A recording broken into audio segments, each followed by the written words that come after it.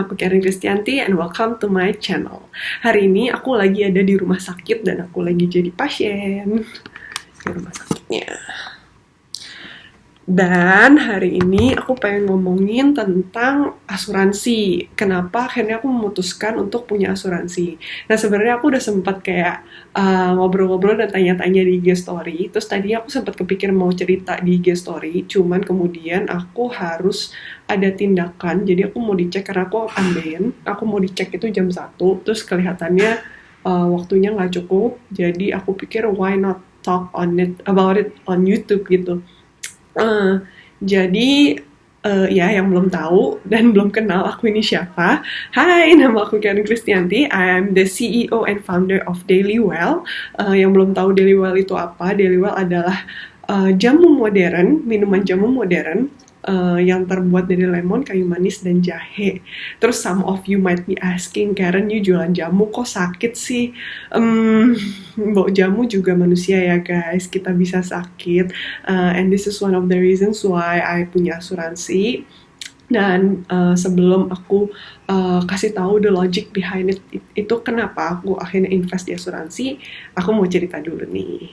By the way, sedikit info aja. Jadi karena aku mau di kolonoskopi alias mau dicek pencernaan aku gimana, mau ngecekkan ambeien itu nanti mungkin aku bakal bikin video lagi tentang ambeien.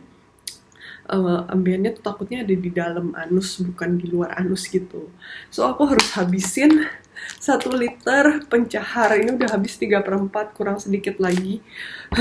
Jadi sekarang aku lagi minum pencahar, air putih, sama air gula. Dan aku nggak boleh makan apa-apa, aku lagi puasa. Jadi aku sempet tanya di IG story sama teman-teman, udah pada pernah dengar cerita tentang 5 gadis bijaksana sama 5 gadis bodoh belum sih? Ternyata sebagian udah pernah, sebagian itu belum. Nah, mungkin yang belum itu karena cerita ini sebenarnya diambil dari Alkitab. Well, aku tuh memang cukup religious, tapi I respect every religion, and I think semua agama itu mempunyai nilai-nilai yang bisa kita ambil baiknya dan kita bisa aplikasikan di dalam hidup kita gitu. Contoh kayak aku baca kok tentang Taoism gitu. Terus habis itu aku juga I'm trying but belum consistently banget. Aku lagi belajar meditasi walaupun bertahap banget. Nah, cerita kali ini yang aku ambil dari Alkitab. Tapi nanti kalau misalnya aku ada cerita lain mungkin dari Al-Quran atau mungkin dari Buddhism atau mungkin dari Hinduism. Well, if there's some good into it that I can share, why not gitu. So, this is one from the Bible.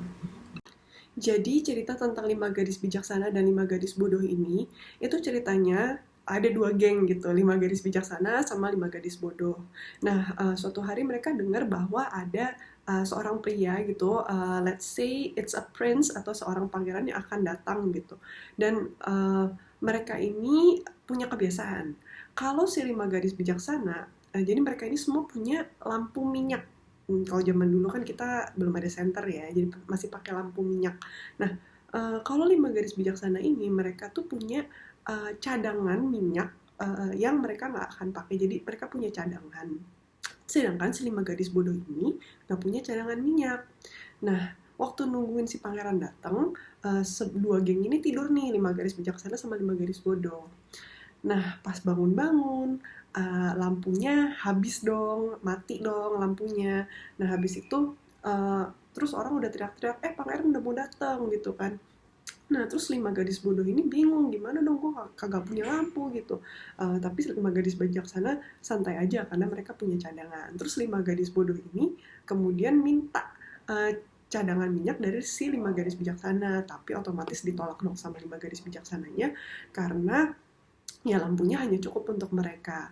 Dan akhirnya ending dari story-nya itu si 5 gadis bijaksana ini akhirnya bisa ketemu sama pangeran karena mereka punya lampu.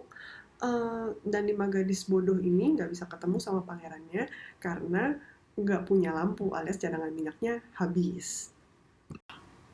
You know, aku tuh sempat berpikir banget how to retell the story. So itu bisa nge-relate ke kehidupan kita sekarang. Now that I just told you the story, it feels like agak susah untuk di-relate ya.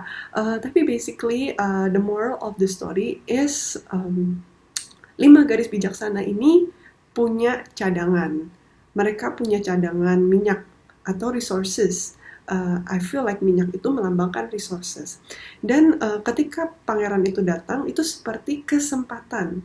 Ini kita bisa relate sama keadaan kita saat lagi pandemi sekarang. Kayak pandemi lagi sekarang, orang-orang yang punya cadangan, they're not as worried. Mereka nggak terlalu khawatir. Justru ketika ada kesempatan, mereka jadi bisa ambil karena mereka punya cadangan.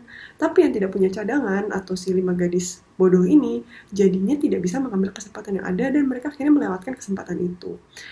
Nah, ini kenapa aku relate sama asuransi. Jadi di awal aku udah mulai bisa cari uang, aku udah bisa punya penghasilan sendiri, aku kan suka ngobrol-ngobrol sama teman-teman, dan kebetulan aku punya teman-teman yang ada di bidang keuangan. Mereka bilang gitu loh, one of the causes yang bisa bikin kita jatuh miskin itu adalah penyakit gitu. Karena ketika udah masuk rumah sakit itu biayanya mahal banget, dan itu udah terbukti gitu loh, kayak bahkan orang-orang yang cukup berada pun ketika mereka kena sakit amit-amit, ketok kayu gitu ya, kena kanker, kena apa, itu pengeluarannya banyak banget. Nah, waktu itu aku belum ready untuk punya asuransi, karena menurut aku komitmennya lumayan dan biaya yang dikeluarin juga lumayan gitu. Jadi waktu itu aku baru riset-riset dulu aja. Aku mulai cari tahu asuransi apa yang bagus. Asuransi aku cari adalah asuransi kesehatan ya, bukan asuransi jiwa atau asuransi lain-lain. Karena kalau asuransi jiwa itu, kalau setahu aku itu buat kalau kita meninggal nanti keluarga kita bisa dapat kayak compensation gitu. Tapi kan yang aku khawatirkan sekarang itu karena usia aku masih muda, aku kerja itu kan lumayan capek ya. Masa kalau sakit harus dalam keadaan gak enak juga. Jadi pikiran aku waktu itu supaya, maksudnya aku kan udah kerja capek-capek, jangan sampai aku nggak bisa ngerawat diri aku sendiri, terus kalau sakit itu dalam keadaan gak enak. Jadi akhirnya aku mulai cari asuransi yang tepat, dan kemudian aku dapat asuransi ini, aku ngerasa kebantu banget karena biaya kalau sekali masuk rumah sakit itu pasti bisa keluar sampai puluhan juta, dan itu lumayan banget gitu. Nah, sedangkan kalau asuransi kan kita bayar per tahun, ya memang per tahun itu puluhan juta, tapi ya sekalinya kita masuk ke rumah sakit, ya worth it gitu.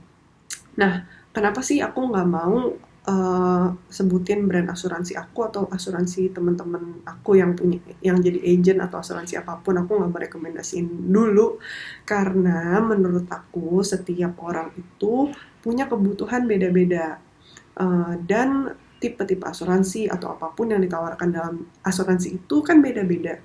Dan kalau aku sebut ini nih yang terbaik gitu loh, belum tentu yang terbaik buat aku itu terbaik buat kamu. Jadi I feel like kalau memang kamu ngerasa asuransi itu perlu, then you have to do a research. Kamu bisa tanya-tanya sama agen asuransi, kamu bisa tanya-tanya di bank, tapi aku ngerasa asuransi itu cukup perlu karena ya balik lagi, kita udah kerja capek-capek, cari duit susah, stres, jangan sampai nanti kalau misalnya amit-amit sakit, udah masuk rumah sakit, kondisinya nggak enak, nggak bisa masuk ke ruangan yang nyaman, terus udah gitu harus pusing lagi bayarin biayanya. Nah, kalau misalnya udah ada asuransi itu, ya kita sehari kerja biasa, tapi terus kemudian pas sakit, ya kita bisa masuk di dalam ruangan yang nyaman, dapat servis yang bagus, kita udah nggak usah khawatir lagi soal biayanya karena udah di-cover lagi sama asuransi. Nah, sekian aja sharing dari aku, mudah-mudahan membantu. Jangan lupa like, comment, share, dan subscribe ya. I'll see you on my next video. Bye!